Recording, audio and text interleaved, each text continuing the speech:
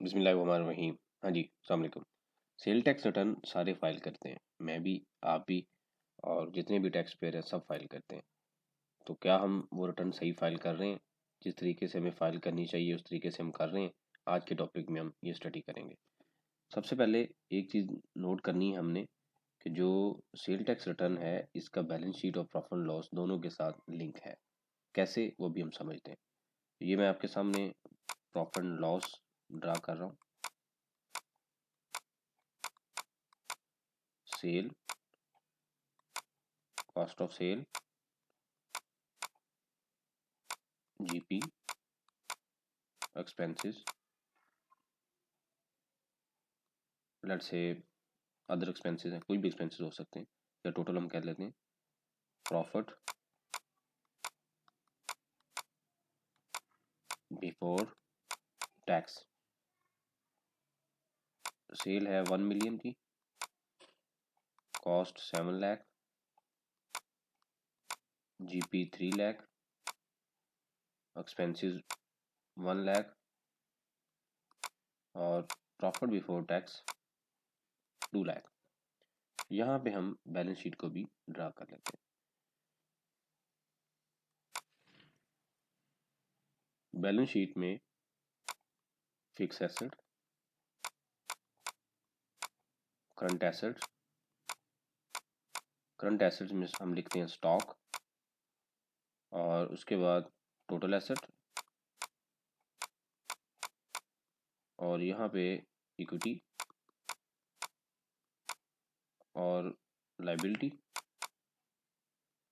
और यहाँ पे इनका टोटल, और ये जो दोनों चीज़ें हैं मैच होती हैं।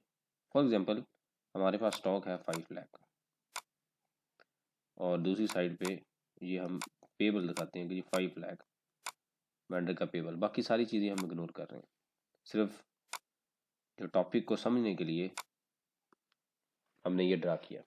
अब कैसे रिलेशन है सेल टैक्स का रिटर्न के साथ? रिटर्न फाइल करने से पहले कुछ ऐसी चीज़ें जो हमें नोट करनी है, जिससे हम फ्यूचर के जो नोटिस हैं, जो कंप्लाइंस हैं, जो प्रॉब्लम्स हैं, उनसे बच सकते हैं। 10th ऑफ एवरी मंथ, आप सबको पता है हमने क्या करना होता है। जो नेक्जर सी है इसकी जो फाइलिंग है वो हमने करनी है, ठीक है। तो हमने क्या चीज़ें चेक करनी है? सबसे पहले नंबर 1, सबसे पहला जो पॉइंट है, reconciliation of sales and receivables, यानी कि जिसको हम डेटर बोलते हैं। क्यों रिकंसिलेशन करनी है? फॉर एग्जांपल यहाँ पे सेल आ रही है 1 मिलियन, तो बैलेंस शीट में यहाँ पे हम लिखते हैं रिसीवेबल या डेटर। तो अगर मंथली जो सेल्स आपने प्रॉफिट लॉस बनाया है तो यहाँ पे 1 मिलियन रिसीवेबल्स भी होना चाहिए। इसका मतलब ये हुआ कि सेल्स और जो रिसीवेबल्स है, दोनों का जो बैलेंस है वो मैच होना चाहिए। जितनी सेल है उतना ही रिसीवेबल होगा। अगर फॉर एग्जांपल सेल्स है, लेट्स से यहाँ पे हम लिख लेते हैं 1 मिलियन, और जो रिसीवेबल है वो है 9 लाख, इसका मतलब कोई ना कोई ऐसी ट्रांजैक्शन है जिसने अभी रिवर्स होना है, या कोई ना कोई ऐसी ट्रांजैक्शन है जो अभी तक रिकॉर्ड नहीं हुई। तो अगर आप ये डाटा मैच नहीं करते और सिर्फ ये ज्यूम करते हैं कि जो सेल्स आ रही है ये सारी की सारी सेल ओके है, तो होगा क्या? या तो सेल ओवरस्टेट हो जाएगी या क्या होगी, अंडरस्टेट हो जाएगी। तो जिसकी वजह से जो कस्टमर है वो आपको कह सकता है कि आपने सेल रिपोर्ट नहीं की, या वो कह सकता है आपने सेल ज़्यादा रिपोर्ट कर दी। तो क्वाइट पॉसिबल कि वो कस्टमर अनरजिस्टर्ड है। अब देखिएगा, वो कस्टमर अनरजिस्टर्ड है, तो आपने क्या किया, रिकंसिलेशन नहीं की और 1 लाख की जो सेल थी वो रिपोर्ट कर दी। रिपोर्ट की तो क्या हुआ कि इसके ऊपर 17% जो जीएसटी था वो भी ऑब्वियसली हमने पे किया, तो टोटल इनवाइस वैल्यू बन गई 1,17,000। तो पता चला कि ये जो ट्रांजेक्शन थी ये सब्सिक्वेंट रिवर्स होगी, जो कि किसी वजह से सॉफ्टवेयर के अंदर अपडेट नहीं हुई, कोई इशू आ गया जिसकी वजह से यहाँ पे जो वैल्यू थी अपडेट नहीं हुई। तो अब आप ये कहते हैं कि जी हमने रिटर्न फाइल कर दी और इसको चेक नहीं किया, तो कुछ टाइम के बाद पता चला कि ये जो ट्रांजेक्शन थी ये तो 9 लाख थी, तो हमने जनाब 1 मिलियन रिपोर्ट कर दी, 1 लाख नहीं करनी थी। तो फिर क्या होगा, हम क्या करेंगे, इसका क्रेडिट नोट डालेंगे। तो एक चीज़ याद रखें कि कुछ टाइम से, यानी कि लास्ट ईयर जुलाई 21 से जो क्रेडिट नोट है उसकी एडजस्टमेंट अनरजिस्टर्ड के लिए अवेलेबल नहीं है। अगर हम रिटर्न में एंट्री करते भी हैं, सिस्टम एक्सपेक्ट भी करता है जो नेचुरल रिटर्न है, लेकिन जो 17% है, जो 17% की जो ट्रांजेक्शन है, यानी कि जो इनपुट है, वो हमें सिस्टम अलाउ नहीं करता। तो इसका मतलब क्या होगा, पहले स्टेप पे अगर रिकंसिलेशन नहीं हुई तो क्या होगा, 17% का हमारे पास स्टेट लॉस है। तो रिकंसिलेशन बहुत ज़रूरी है। सेकंड पॉइंट, ठीक है, सेकंड पॉइंट पे हम स्टडी करते हैं। सेकंड पॉइंट कौन सा है, स्टॉक मैच विद नेगजेरेफ। देखिएगा, ये स्टॉक आ रहा है 5 लाख रुपए का, तो क्या आपने स्टॉक स्टेटमेंट बना ली है? स्टॉक स्टेटमेंट के ऊपर नेगजेरेफ का लेक्चर है, उसको लाजमी देखें। 3-4 लेक्चर है मेरे ख्याल में, ठीक है, उनमें से जो लेटेस्ट लेक्चर है उसमें काफ़ी डिटेल से मैंने एक्सप्लेन किया है, उसको देखें।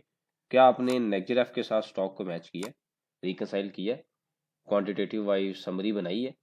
क्यों कि वो 5 लाख का स्टॉक नेगजेरेफ में भी आना चाहिए। अगर नेगजेरेफ में आप कहते हैं कि 6 लाख का स्टॉक है और रिटर्न में आ रहा 5 लाख का स्टॉक, तो 1 लाख का डिफरेंस क्या है, इसकी कोई रिकंसिलेशन पड़ी हुई है, कोई डिटेल पड़ी हुई है हमारे पास? अगर नहीं है तो ये डिफरेंस कैरी हो रहा है। तो एक चीज़ याद रखें कि 12 रिटर्न्स हैं, 12 माह के एंड पे जाके हमने, यानी कि जून के एंड पे जाके हमने एनुअल रिटर्न भी फाइल करनी है। तो अगर डाटा मैच नहीं होगा तो नोटिस के लिए रेडी रहें। अब जिस तरीके से FBR की चीज़ें अभी ट्रैक हो रही हैं, तो अगर ये सारी चीज़ें रेडी नहीं होगी तो आप नोटिस के लिए रेडी रहें।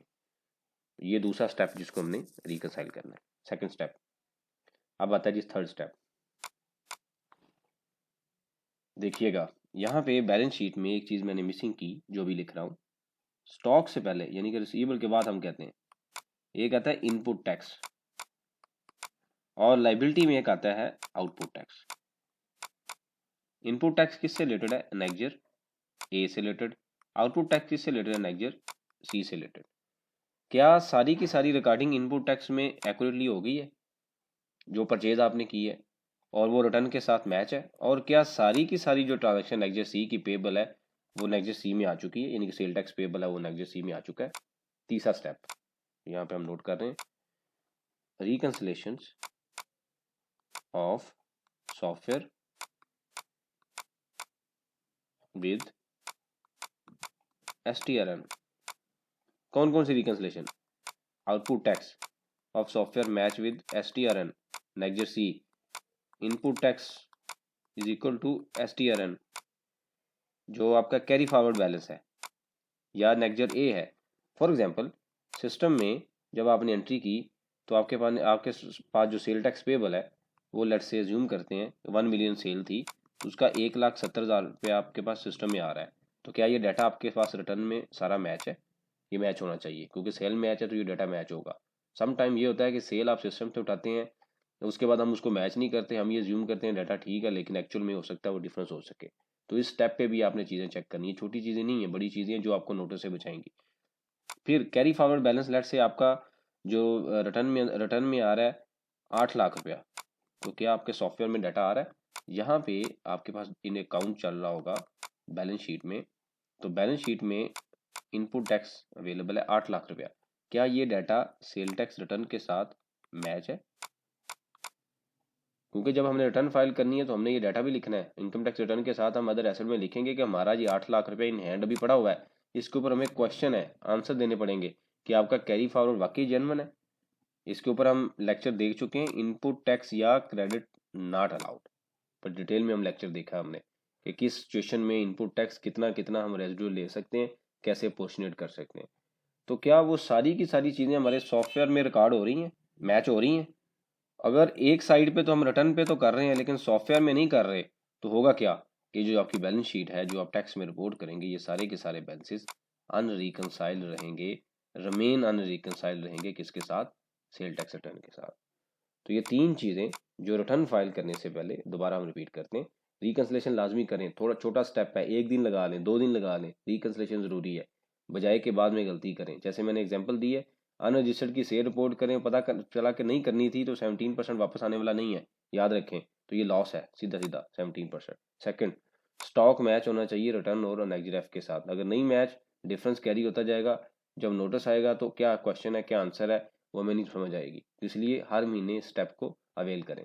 थर्ड, कि जो आपने आउटपुट टैक्स रिटर्न में रिपोर्ट किया है क्या सिस्टम में आ रहा है, जो इनपुट टैक्स रिटर्न में अवेलेबल है क्या सिस्टम में आ रहा है। अगर अवेलेबल नहीं है तो उसकी जस्टिफिकेशन के लिए हमें नोटिस रिसीव होगा, तो हमारे पास एविडेंस नहीं होंगे। 3 स्टेप, रिटर्न सब फाइल करते हैं लेकिन 3 स्टेप को हमने मेक श्योर करना है रिटर्न से पहले।